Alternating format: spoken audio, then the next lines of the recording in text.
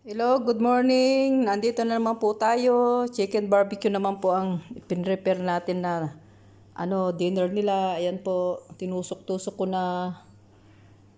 Ayan po, chicken barbecue. Minarinate ko po sa sa ketchup, kung ano-ano po yung pinagmarinatan natin. Ayan, nilagyan ko ng sibuyas, kamatis, bell pepper.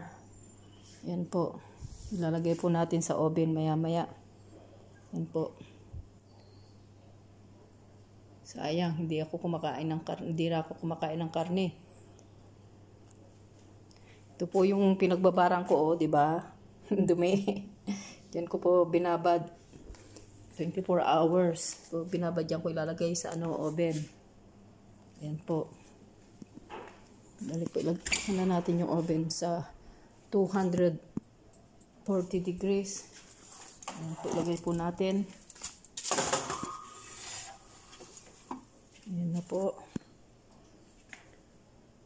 Ayan, sara na po natin yung oven para hindi lumabas yung init niya. Ayan na po. Hanggang sa muli po. Salamat po. God bless.